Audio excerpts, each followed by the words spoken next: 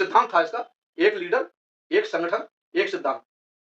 ये मतलब इसका बीएसपी का सिद्धांत था। चाहे भले ही बीएसपी बिल्कुल गर्त में चली जाए, एक भी वोट नहीं मिला, लेकिन अपने सिद्धांत से नहीं हटना है। और काशीराम जी के पास तो परिवार भी नहीं था, उनके पास जो नौकरी थी वो भी छोड़ दी उन्होंने अपनी। लेकिन आज उसी बहुजन समाज पार्टी में जो कहते हैं कि इससे ज्यादा पैसा किसी के पास नहीं है, तो पैसा कहाँ से आता है? मैं किराए के मकान में रहता हूँ अभी, आईएएस ऑफिसर होने के बाद में किराए के मकान में, तो चपरासी के पास भी मकान होता है, लेकिन मैं अपना सारा पैसा जो है खर्च करता था। और जितने पैसे की जरूरत है, अगर 1 करोड़ की जरूरत है तो मैं जिधर घूम जाऊं उधर 1 करोड़ रुपए आ जाए, मतलब मेरे को देने को कोई मना नहीं, आज भी नहीं करता, पहले भी नहीं करते थे। क्योंकि इस तरह का मतलब अगर हमने अपना कैरेक्टर बनाया है कि जो अपने लिए नहीं लेता है तो लोग देंगे, और उन्हें पता है अपने लिए लेता है तो लोग मतलब जो है अपना हाथ खींच लेंगे। तो वो एक कैरेक्टर बनाना पड़ता है। तो जो कार्यकर्ता जो थे हमारे, हर एक का कैरेक्टर था और उनको मिलता था। जो लोग हैं बीजेपी वाले लोग हैं, वो अंबानी के पैसे से इलेक्शन लड़ते हैं। वालों की सरकार नहीं बनानी है, हमें वोटों वालों की सरकार बनानी है।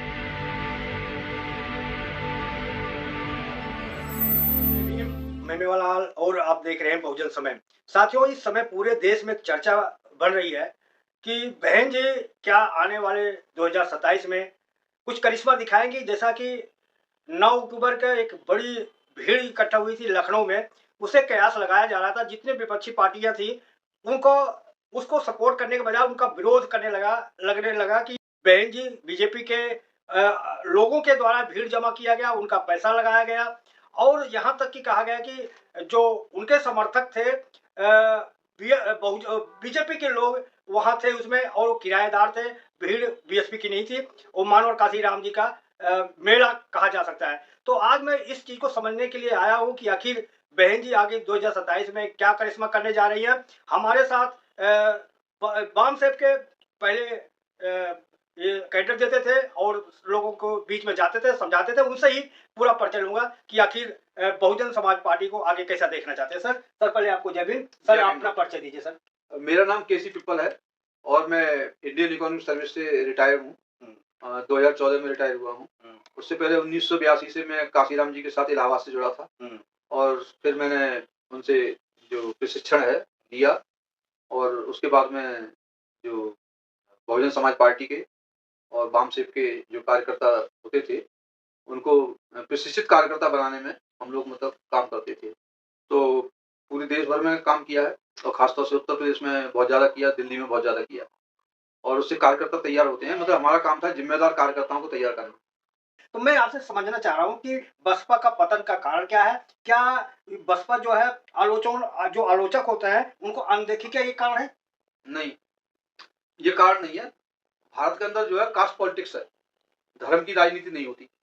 लेकिन परसेप्शन ये बना है, लोग जो पॉलिटिकल पार्टी प्रचार करती है धर्म की राजनीति होती है। धर्म की अगर राजनीति होती तो यहाँ पे मतलब जो है हिंदू के नाम पे होती या मुसलमान के नाम पे होती। ये राजनीति आजादी से पहले धर्म के नाम पे होती थी, क्योंकि जो जनगणनाएं भी होती थी वो भी धर्म के नाम पे होती थी। और जो जनगणना पहली जनगणना जो हुई वो 1909 में जब शुरू करी आगा खान ने, तो 11 में उसका रिजल्ट आया जाति के नाम पे। उसके 31 की जनगणना के आधार पर, जाति के आधार पर मतलब आपका आयोग बना जो काका कालेलकर है, उसमें जातियों को गिना गया, ओबीसी की जातियां हैं। उसके बाद में फिर मतलब इसमें जो मंडल कमीशन बैठा, मंडल कमीशन ने जो रिपोर्ट दी अपनी 80 में, और क्या नाम है 89 में मतलब लागू हुआ मंडल कमीशन बीपीसी के समय। तो उसमें जातियों के आधार पर रखा। जाति कहाँ से आई? 31 के आधार पर, क्योंकि उसके बाद गणना कराई नहीं जवाहरलाल नेहरू के समय। पतन का कारण बताइए सर। मैं वही बताने जा रहा हूँ। उसकी जो बैकग्राउंड है उसको समझना जरूरी है, क्योंकि अगर बैकग्राउंड नहीं समझेंगे तो इलाज कैसे होगा मरीज का, क्योंकि उसके अंदर बीमारी कौन सी है। हमने मल्लम लगा दिया ऊपर, दर्द हो रहा है, दवाई दे दी, फिर उसके बाद कैंसर है उसके अंदर, ये जानते ही नहीं हम। उसको काटना पड़ेगा ना, बस ऑपरेशन की जरूरत, ऑपरेशन करना पड़ेगा। तो पहले मशीन एमआरआई करनी पड़ती है।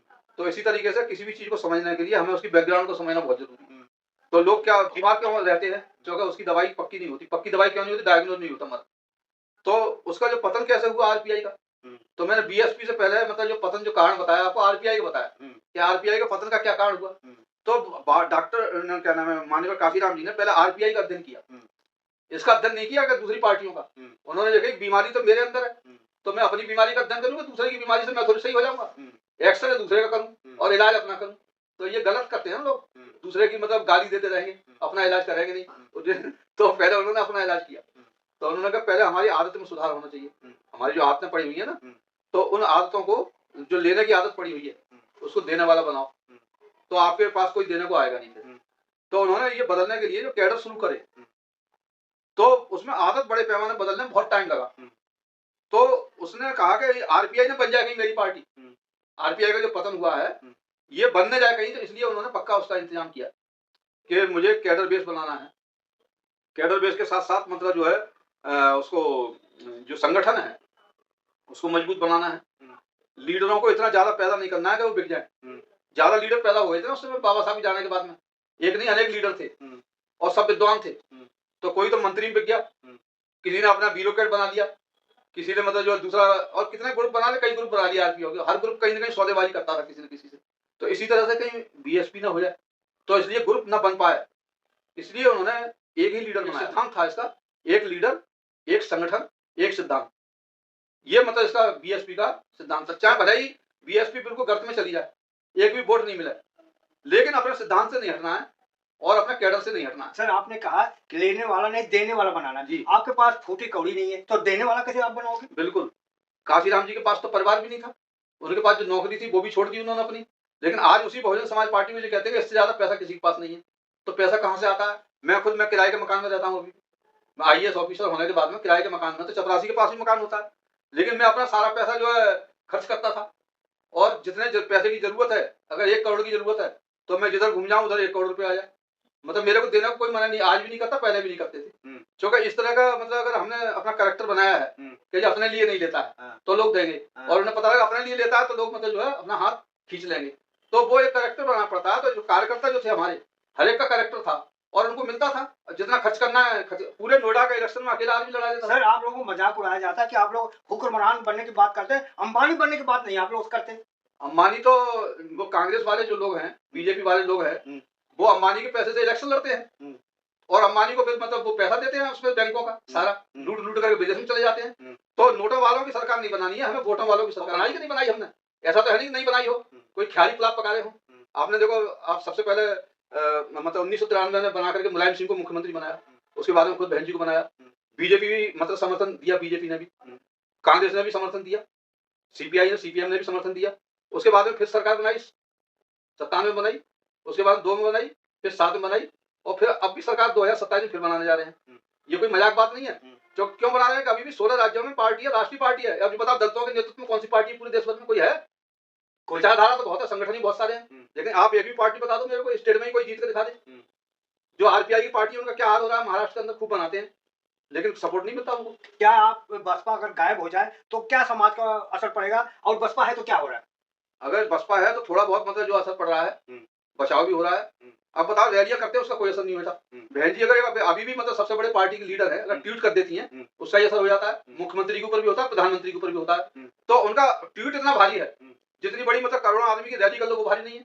और 9 तारीख को जो रैली की जो आपने बात की, जब उन्होंने रैली की अक्टूबर में 9 तारीख को काशीराम जी के उस पर परिनिर्वाण दिवस पे, उसके बाद तो हलचल मच गई कि भारत की राजनीति में मतलब भूचाल आने वाला है। वो इसलिए मच गई, साथ में जब सरकार बनी थी उससे पहले जब रैली करी थी उन्होंने परिनिर्वाण दिवस पे, वो उससे बड़ी रैली हुई है ये।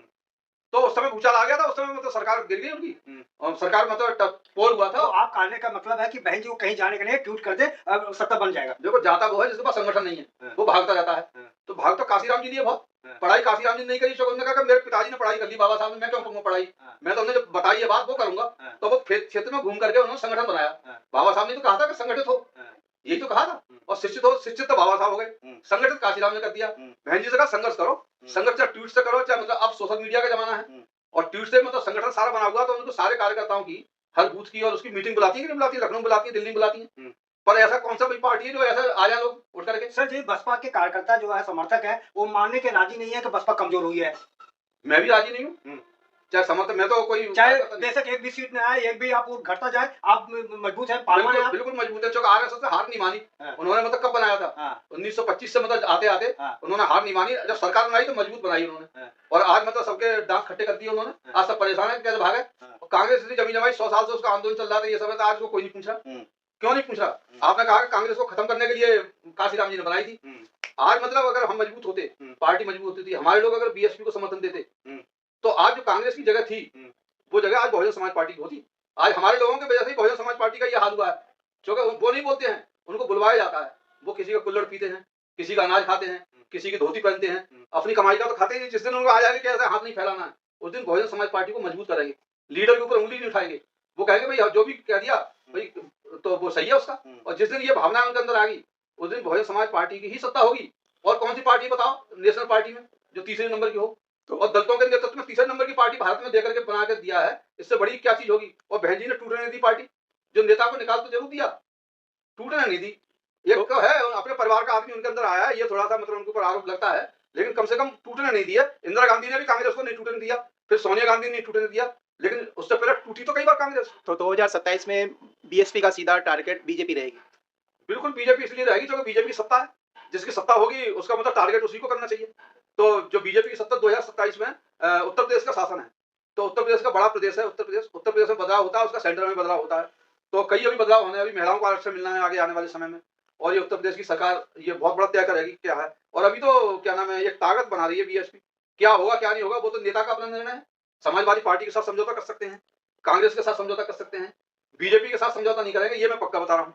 बीजेपी के साथ इलेक्शन नहीं लड़ा जाएगा, सरकार किसी के भी साथ बनेगी, लेकिन बनेगी बीएसपी की, इतनी मैं गारंटी देता हूँ। सर अभी हालिया जो चुनाव हुआ है हाल ताज में, बहुजन समाज का क्या भूमिका देखते हैं सर? कौन से चुनाव की बात कर रहे अभी हैं? पीछे चुनाव हुआ है और जो वहाँ बिहार में चुनाव हुआ है, तो बहुजन समाज का भूमिका को कैसे देखते हैं? देखिए बिहार में चुनाव हुआ, उसमें बहुजन समाज पार्टी की भूमिका ये रही है कि वहाँ पे जो बीएसपी की बात नहीं कर रहा हूँ सर, हाँ, मैं बहुजन समाज की बात कर रहा बहुजन हूँ। समाज की ये बात कर रहा हूँ कि वहाँ एक तो आपका विधायक जीता है, और वो उस बिरादरी का विधायक जीता है जिस बिरादरी का सीएम बना करता था, लालू प्रसाद जी के, मेरा कहने का मतलब है। और वो खुद गुलदस्ता लेकर के बहन जी के पास आए हैं, जब पिंटू यादव जीत करके अवध से आए हैं, उनको राष्ट्रीय मतलब वही बना गया उधर का बिहार का, तो खुद मतलब आकर के गुलदस्ता देने आए बहन जी को। वो कह रहे हैं कि अब हम अपने बस से अपने बूते पे अब बिहार में राजनीति नहीं कर सकते, आपकी हमें जरूरत है। इसी तरह से अखिलेश यादव उनकी पत्नी खुद गुलदस्ता लेकर आई, उन्होंने कहा अब हम उत्तर प्रदेश में हमने 19 में तो ले लिया सीट, 37% वोट ले लिया है, पर अपने दम पे हम जो है जैसे हम देख रहे हैं हरियाणा में नहीं बनने दी, बिहार में नहीं बनने दी। तो अब इन्हें ये पता लग गया कि बहन जी के बिना मतलब जो परिवर्तन नहीं हो सकता, इंडिया गठबंधन बना लें या कोई गठबंधन बना लें, जब तक बहन जी नहीं आई तब तक मतलब ये परिवर्तन संभव नहीं है, सर, बीजेपी नहीं जा सकती। मेरा इशारा ये था सर, जो पिछला चुनाव हुआ है यूपी में भी हुआ है, तो जो बहुजन समाज के लोग हैं कि संविधान बचाने के लिए अखिलेश को सपोर्ट किया, अखिलेश को कहा कि भाई अखिलेश बीजेपी को कंट्रोल सकते हैं, तो क्या बीजेपी को केवल बीएसपी हरा सकती है या अखिलेश हरा सकते हैं? देखिए अब आप सीधा सीधा गणित है, आप ये तो मानते हो कि 13% वोट उसके पास रहा, उनके पास फिर भी अगर 13% वोट अगर अखिलेश के वोट में 37 में और जोड़ दिया जाए तो कितना हो जाएगा। मैं तो गणित की बात कर रहा हूँ सीधी सीधी, 37 और मतलब जो है 13% कितना हो गया, 40 और 10 50 हो गया ना। जिसके पास 50 आ गया तो कोई कौन बना सकता है भाई, एक भी नहीं जीती सरकार। तो 13% वोट मिलने पे एक भी नहीं जीती, 5% वोट में मतलब पूरा परिवर्तन हो जाता है। हमने जो सरकार बनाई 2007 में तो कितना वोट था, 31%। जब अखिलेश ने सरकार बनाई 12 में तो कितना वोट था, 29%। लेकिन अब उनका 37% वोट आ गया, तो 37% वोट के बाद ही घबरा रहे हैं। क्यों घबरा रहे हैं कि वो 50 से भी ऊपर ले जाते हैं। और मतलब ये सब हेराफेरी भी होती है, मशीनों की भी हो रही है, ये भी हो रही है, बहुत सारी चीज चिल्ला रहे हैं। पर मशीनों से और हेराफेरी से चिल्लाते रहो, कोई परिवर्तन होने वाला नहीं है। जब तक मतलब आपको ये बीएसपी है, बीएसपी का वोट आपके साथ में नहीं जुड़ता है, क्योंकि बीएसपी का वोट अब तक चला जाता कहीं ना कहीं, अब तक कांग्रेस नहीं ले पाई, अब तक सपा नहीं ले पाई उसका वोट, तो अब आगे कैसे ले सकते हैं। जो विचलन हुआ है अभी उसमें पीछे, उसमें संविधान की वजह से नहीं हुआ, वो मुसलमानों की वजह से हुआ। क्योंकि मुसलमान का वोट जो इसको मिलता था बहुजन समाज पार्टी को, उतना ही वोट कम हुआ है बीएसपी का, कोई ज्यादा वोट कम नहीं हुआ भाई। 20% रहता था, अगर 13 में और 7 जोड़ दो तो 20 तो हो गया ना, तो सर, खत्म का हुआ बीएसपी का। अगला सवाल आपसे लेना चाह रहा हूँ सर, पिछड़ी जातियां जितनी भी हैं वो जो एससी एसटी के लोगों का नेता नहीं मानती और अपने ही समाज को जिताने के लिए वो संघर्ष करती है, चुनाव जिताने की करती है, तो कैसे एकता बहुजन एकता बनेगा सर? देखिए 2007 में बहन जी को सबने नेता माना ना, एससी एसटी की तो बात छोड़ो, आप ब्राह्मणों ने भी नेता माना, और मतलब दूसरी जो जातियां थी यही तो पैदा करना था। काशीराम जी जब नेता बने तो उन्होंने क्या पैदा किया, यही तो चीज की कि जिसको बाबा साहब को किसी ने नेता नहीं माना, जगजीवन राम को किसी ने नेता नहीं माना। और ये आपके जो बने हुए हैं अभी कांग्रेस के अध्यक्ष, क्या नाम है, खड़गे साहब, खड़गे साहब को कौन कांग्रेस का आदमी नेता मानता है? प्रधानमंत्री तो बाद की बात है, अभी भी कोई नेता नहीं मानता। अभी तक जाते हैं दर्शन करने के लिए, सोनिया जी के जाते हैं या राहुल जी के जाते हैं, उनको आज भी कौन सा मान रहा है, इनको प्रधानमंत्री कौन बना देगा, इतना तो जानते हैं ना दलित समाज के लोग। लेकिन क्या किसी की हिम्मत, बहन जी किसी के पास जाती है क्या, किसी के दफ्तर में जाती है, किसी पार्टी के में? जो भी आता है उनके पास खुद ही आता है। तो एक सशक्त मजबूत मतलब नेतृत्व देना पहले तो ये एक दायित्व होता है, और जिसके पास संगठन मजबूत है। प्रधानमंत्री क्या होता है भाई, मनमोहन सिंह प्रधानमंत्री बन गए 2 टर्म, उनके परिवार के बाद कौन पूछता है? सोनिया गांधी नहीं बनी प्रधानमंत्री, लेकिन सोनिया गांधी जितनी सशक्त है उतना सशक्त कौन है, ये भी नहीं है, क्या नाम है, मोदी भी नहीं है। अभी मोदी जब प्रधानमंत्री हट जाएंगे तो इनको कौन पूछेगा। सर एक सवाल और मुझे बताइए, समझाइए कि बहन जी को क्या आप कैसे देते हो, परिवारवादी मानते हैं, वंशवादी मानते हैं, क्या समाज में और कोई नेता नहीं मिला, केवल परिवार में उनको नेता मिला? देखिए ये बात मैं इसको स्वीकार करता हूँ कि संगठन में उन्हें ऐसा, जैसे काशीराम जी कहते थे कि मेरे को मेरे टकने तक का भी लीडर नहीं तैयार मिला है, अगर टकने तक हो जाता तो मैं उसको आज उत्तराधिकारी बना देता, तो नहीं बनाया। लेकिन जब बीमार पड़ गए मजबूरी में, जब उन्होंने देखा कि भाई कोई नहीं चला पा रहा, तो फिर उन्होंने जो है बहन जी को मतलब ये कमान दी कि बेस्ट बन तो है ही, कुछ भी नहीं बेस्ट बना है, और काशीराम जी ने कहा कि मैं उनके मिशन को खत्म नहीं होने दूंगी चाहे कुछ हो। अब इनको ये डर पैदा हो गया कि जो मतलब जिसको मैं बनाती हूँ ऊपर चला देती हूँ और वो जो है सौदेबाजी करने लगता है, तो कहीं ऐसा ना हो कहीं मतलब इसको बेची दे, जो आरपीआई का जो हिसाब था वैसा ना हो जाए। तो इस डर की वजह से उन्होंने कहा कि मैं कम से कम अपने जो परिवार में है अपने भाई को और उसको नहीं बनाया। भतीजे में उन्होंने देखी, उनमें से अपने परिवार में बहुत लोग हैं आपके, उनके 6 भाई हैं, 6 भाइयों को बहुत बच्चे हैं, किसी को नहीं बनाया उन्होंने। परिवार में ऐसे भी उन्होंने सेलेक्ट किया कि मेरे नजदीक रहेगा, मैं उसको प्रशिक्षण देती रहूंगी, बहुत ट्रेंड किया उनके लिए पढ़ाई लिखाई से लेकर अब तक, तब इनको मतलब कमान दी है। और कोई बुरा नहीं है। अब इन्होंने मतलब इंदिरा गांधी ने मतलब देखा संजय गांधी को मतलब देना चाहती थी, संजय गांधी नहीं आए, मजबूरी में फिर मतलब राजीव गांधी को लेना पड़ा। राजीव गांधी के बाद में फिर उन्होंने बच्चों में देखा कि उनको राहुल को लोग कहे राहुल मतलब वो नहीं है, एक्टिव नहीं है ज्यादा, प्रियंका गांधी को लाना चाहते थे। तो उनके परिवार का मामला पर यह है कि परिवार का उनके ऊपर आरोप तो कांग्रेस को भी लगता है कि परिवारवादी पार्टी बना दी।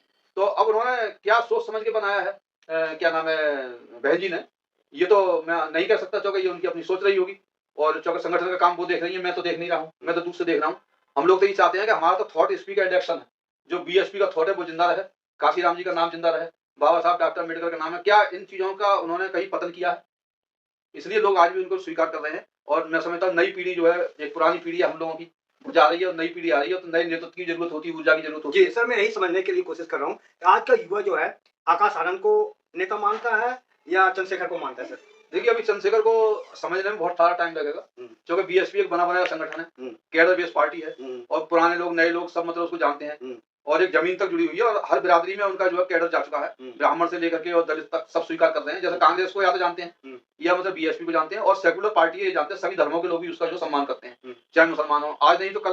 भाई ठीक है आज समाजवादी पार्टी है उत्तर प्रदेश में, लेकिन पूरे देश भर में तो बहुजन समाज पार्टी है ना, जो सेकुलर को मानती है। तो दूसरी जो पार्टियां हैं जैसे मतलब उसमें क्या नाम है तमिलनाडु में है और आपके इसमें है, तो ये सब पार्टियां जो हैं बहुजन समाज पार्टी को एक ऐसा समय आएगा कांग्रेस जैसा मतलब उनको स्थान देंगी, और कांग्रेस का जरूर पतन होगा, बीएसपी आगे बढ़ेगी और कांग्रेस का पतन होगा। कांग्रेस का स्थान आगे आने वाले समय में बहुजन समाज पार्टी लेगी। सर अभी एक मिनट में घटना हुआ है रूबी मामला, उसको कैसे देखते हैं सर? उसको वहां का कहता है प्रेम प्रसंग कर रहे हैं कि लड़की लेके भागी है, उसके जबकि माँ को उसको कत्ल हो गया है, कह रहे हैं कि वो अपनी माँ को मार के भागी। इस कैसे देख रहे हैं इसको? देखिए अब ये तो इसमें मैं टिप्पणी इसलिए नहीं कर सकता क्योंकि मुझे उसके बारे में बहुत ज्यादा जानकारी नहीं है। उनकी एफआईआर है, उनका मतलब जो है प्रेम प्रसंग चला है, क्या चला है, बयान हुए, तोड़ मोड़ के पेश किए जाते, दबाव भी होता है लोगों के ऊपर, लोकल भी दबाव होता है, पॉलिटिक्स भी होती है, सब कुछ होता है। पर इसमें मैं इतना जरूर कहूंगा जो शासन प्रशासन है उसको मतलब न्याय करना चाहिए, और न्यायपालिका को भी उसमें न्याय करना चाहिए, जो भी गलत है उसको मिलना चाहिए। चाहे कोई भी मर्डर हो या कोई मतलब अपराध हो या किसी की प्रताड़ना हो, वो गलत तो है ही, चाहे किसी के भी साथ हो। लेकिन सर वहां मैं देख रहा हूँ कि जो बीजेपी के नेता हैं वहां तो खुल के वहां जा रहे हैं, लेकिन चंद्रशेखर जा रहे थे मिलने के लिए परिवार से, लेकिन उनको जाने नहीं दिया गया। वो इसलिए मतलब प्रशासन का दायित्व होता है कि शांति व्यवस्था बनाए रखना, तो इसलिए उनको कुछ न कुछ तो डर होगा कि वहां पे उपद्रव हो सकता है या क्या छिपाना चाह रहे थे जो चंद्रशेखर विपक्ष के लोगों को नहीं जाने दिया और जो सत्ता पक्ष के लोग गए? नहीं, अब वो तो मैं तो इस चीज को जानता नहीं हूँ, छिपाना चाह रहे हैं क्या कर रहे हैं ये वही जानते होंगे। और ये प्रशासन का अपना दायित्व होता है कि शांति व्यवस्था बनाए रखने के लिए। आपने देखा होगा हाथरस में जब कांड हुआ था तो उस समय भी ऐसा हुआ था, नहीं जान दे रहे थे लोगों के लिए, बहुत सारे नेता आ रहे थे, अरेस्ट भी हुए थे, बहुत सारे पत्रकार भी अरेस्ट हुए थे उसके अंदर। तो इस तरह का यहाँ पे मतलब एक वर्गवाद उभरता है, तो ऐसा होता है। इसी तरह से सब्बीरपुर में भी हुआ था, जब सहारनपुर में जो कांड हुआ था। तो इस तरह के जो भी कांड होते हैं तो उसमें शांति व्यवस्था बनाए रखने के लिए पहली प्राथमिकता शासन प्रशासन की होती है, उसलिए वो करते हैं। और ये बातें खाली वही प्लेटफॉर्म नहीं है, पार्लियामेंट भी है, पार्लियामेंट में बात उठाई जा सकती है, आपकी बात जो राष्ट्रपति के यहाँ पे मतलब अर्जी दे करके की जा सकती है, सीबीआई उसमें बैठ सकती है, बहुत सारी संस्थाएं हैं जिसमें सुप्रीम कोर्ट है, हाई कोर्ट है, कहीं भी जा सकता है। तो प्लेटफॉर्म खाली यही नहीं है कि हम जाकर के हम करेंगे, कोई भीड़ तंत्र तो है नहीं कि भीड़ जाकर के किसी से बढ़ेगी।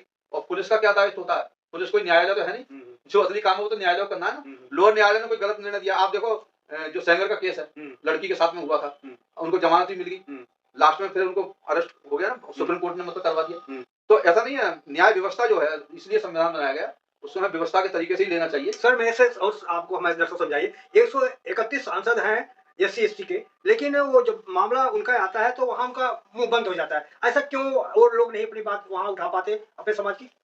देखिए सिंदूर कांड हुआ था, सिंदूर कांड आप जानते होंगे, आंध्र प्रदेश में सिंदूर था, तो वहां पे काफी लोगों की हत्याएं हुई थी।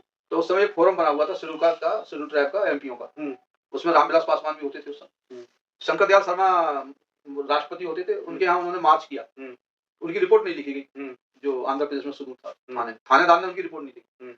तो वो लोग जो है अपना फोरम लेकर के मार्च किए राष्ट्रपति को अपनी अर्जी देने के लिए कि एक्शन किया जाए, तो वहां उनको रोक दिया गया, सांसदों को रोक दिया गया, राष्ट्रपति से मिल नहीं सकते आप। ये तो गांव की बात है। सांसद जो है राष्ट्रपति से नहीं मिल सकते और वहां तक नहीं पहुंच पाए वो। उसके बाद में उनमें गुस्सा आया। गुस्सा आने के बाद में एक सम्मेलन बुलाया। उन्होंने मामलन का हाल होता था यहाँ पे कॉन्स्टिट्यूशन के तरफ इधर, तो उसमें मैं भी मतलब देखने गया था उसके लिए। तो उसमें काशीराम जी भी उसमें थे। संप्री गौतम ने संचालन किया था उसका मीटिंग का। बुद्धप्री मौर्य जिंदा थे, वो भी उस मंच पर थे। तो सारे लोग बैठे हुए थे उसमें। तो 2 दिन का शायद सम्मेलन था वो। तो 2 दिन में निर्णय हुआ फिर। ये निर्णय हुआ कि शंकर दयाल शर्मा के खिलाफ मतलब अविश्वास प्रस्ताव लाना चाहिए। और कितने प्रस्ताव उस पर गिर जाएंगे, 55 आदमी अगर साइन कर दें तो राष्ट्रपति के खिलाफ महाभियोग लगाया जा सकता है पार्लियामेंट। काशीराम जी ने कहा कि भाई मेरे 3 आदमी हैं, मैं तैयार हूँ, शेड्यूल कास्ट का नहीं है कोई, दस्तखत कर देंगे, लाओ। कितने माई के लाल हैं जो हाथ उठाएं, अभी बताएं कौन कौन दस्तखत करने को तैयार, एक भी हाथ नहीं उठा। क्योंकि वो सब अपनी अपनी पार्टियों से पहले उन्हें पूछना था। तो कह रहे इसलिए बहुजन समाज पार्टी बनाई है कि मेरी पार्टी में किसी भी बिरादरी के आदमी हो, चाहे ब्राह्मण हो, चाहे मतलब दलित हो, मुसलमान हो, सिख हो, ईसाई हो, जो मैं निर्णय लूंगा वो सबको मानना पड़ेगा। अब उनकी पार्टी है, जनता दल है तो जनता दल का जो नेता कहेगा वो मानेंगे, कांग्रेस है तो कांग्रेस का नेता कहेंगे। अपने आप निर्णय लेने का अधिकार जो है किसी भी सांसद को नहीं है, जो कि पार्टी डिसिप्लिन है। तो पार्टी से अगर आपको राय मांगनी है तो उसके पहले अध्यक्ष से बात करनी पड़ेगी। तो कोई भी नहीं बेचारा तैयार हुआ। सांसद क्या, वो तो बेचारे बन गए उधर आकर के। सांसद की कोई वैल्यू नहीं होती है, पार्टियों से चले जाते हैं। निर्दलीय की तो वैल्यू है, वो अपने निर्णय ले सकता है। जो अपना स्वतः निर्णय नहीं ले सकता फिर वो मतलब जो है सांसद उसको शेड्यूल कास्ट का नहीं कह सकते आप, पार्टी का सांसद कहेंगे, शेड्यूल कास्ट का नहीं कह सकते। बाबा साहब अम्बेडकर ने जो हम लोगों ने अभी सम्मेलन बुलाया 18 तारीख को मताधिकार को बुलाया, उसका मतलब ये था कि वो सेपरेट इलेक्टोरेट लेकर के आने वाले थे, लेके आए भी थे, गांधी जी ने जो नहीं दिया। तो वो ये था कि अगर वो चुन के जाता सेपरेट इलेक्टोरेट से तो वो अपने समाज के लिए ही बोलता, क्योंकि वो अपने समाज के वोटों से चुन के जाता। अभी जो सांसद चुन के जाते हैं वो शेड्यूल कास्ट के वोटों से चुन के नहीं जाते, वो सामान्य वोटों से चुन के जाते हैं। एक जो कॉन्स्टिट्यूंसी होती है शेड्यूल कास्ट की, उसके अंदर 80% तो जनरल के लोग होते हैं, 20% शेड्यूल कास्ट के लोग होते हैं। तो 20% में भी 10 खड़े हो जाते हैं, तो 10 जगह बढ़ जाता है 20% वोट। 80% लोग जो है उसको वोट देते हैं जो सबसे माइनॉरिटी शेड्यूल कास्ट होता है, जो कमजोर होता है सांसद, उसको वोट देंगे। तो वो बेचारा इतना कमजोर होता है कि वो उनको पहले हाथ पैर जोड़ता है उनके, तब वो पहुंचता है। उन्हें पता इनके मतलब जब तक मेरे ऊपर मेहरबानी रहेगी तब तक सांसद बन सकता हूँ, शेड्यूल कास्ट की रहे ना रहे उससे कोई। शेड्यूल कास्ट का सिर्फ इसलिए सर्टिफिकेट है उसके पास और उसके नाम पर उसको टिकट मिल रहा है, इतना ही बेनिफिट है उसके लिए। जो जिससे वोट मिलना है जिस पार्टी से, तो वहां से तो टिकट लेने की मेहरबानी है, और जहाँ कॉन्स्टिट्यूंसी में जाना है वहां समाज की मेहरबानी है। तो उनकी वजह से वो सांसद बनाया, तो उनके खिलाफ कैसे जा सकता है, शेड्यूल कास्ट के फेवर में कैसे जा सकता है। तो ये चीज है। जैसे अधिकारी है, अधिकारी ऐसी गवर्नमेंट में रहता है कि उनके वोट से बनी हुई सरकार है, उस सरकार में अधिकारी भी अपना निर्णय ले सकता है। वो अगर अपना निर्णय लेगा अपने समाज के फेवर में लेगा तो उस समय उसको मतलब नौकरी सस्पेंड किया जा सकता है। आपने देखा आत्महत्या कर ली आईपीएस ने हरियाणा में, तो कौन सा कितना मजबूत है, ना तो कोई अफसर मजबूत है और ना कोई एमपी मजबूत है। अगर मजबूत है तो सिर्फ वोट मजबूत है, वोट मजबूत है। एक जो गरीब आदमी है ना उसका वोट एक है। अगर वो जिस दिन गरीब आदमी अपनी कीमत समझ लेगा, जो 80% गरीब लोग हैं भारत के अंदर, 80 करोड़ लोगों के लिए अनाज दिया जा रहा है, तो 80 करोड़ लोग जो फैसला करेंगे सरकार उसकी बनेगी। सर लास्ट सवाल आपसे पूछ रहा हूँ, हमारे दर्शकों को समझाइए कि असली मीडिया कौन है। सर सोशल मीडिया जो बहुजन मीडिया है इसको कहते हैं फर्जी मीडिया है, फर्जी खबर दिखाता है। असली मीडिया मेन मीडिया है। आप निगाह में दर्शक को कौन सा मीडिया को सही मीडिया उनको बताइए। नहीं, इसके ऊपर एक सर्वे होना चाहिए, और सर्वे मतलब जो है भारत में निष्पक्ष सर्वे मतलब कराना चाहिए। कोई विदेशी लोगों का और इनका सबका मिलकर के एजेंसी बनाई जाए और सर्वे किया जाए कि सबसे ज्यादा दर्शक जो है मेन स्ट्रीम मीडिया के रह गए हैं या सोशल मीडिया के रह गए हैं। तो उसकी एक रिपोर्ट तैयारी होनी चाहिए, उसकी पार्लियामेंट्री कमेटी बननी चाहिए। तो पार्लियामेंट्री कमेटी अपना निर्णय देगी और उससे पता लग जाएगा कि वैल्यू जो है सोशल मीडिया की है या वैल्यू जो है मेन स्ट्रीम मीडिया की है। मैं समझता हूँ कि मेन स्ट्रीम मीडिया से जो निकल के गए हैं या जो मेन स्ट्रीम मीडिया में जो काम कर रहे हैं अच्छे एंकर हैं, उनके सबके अपने अपने प्राइवेट चैनल बने, यूट्यूब चैनल बने हुए हैं। अगर उसकी महत्ता होती तो वे यूट्यूब चैनल क्यों बनाते। आप रवीश कुमार को देख लीजिए, जब वो उसमें थे मेन स्ट्रीम में तब उनके इतने दर्शक नहीं थे, उससे ज्यादा उनके दर्शक हैं। क्योंकि जो बात मतलब निष्पक्ष कहता है उसके ही दर्शक होते हैं, चाहे सोशल मीडिया हो चाहे मेन स्ट्रीम मीडिया हो।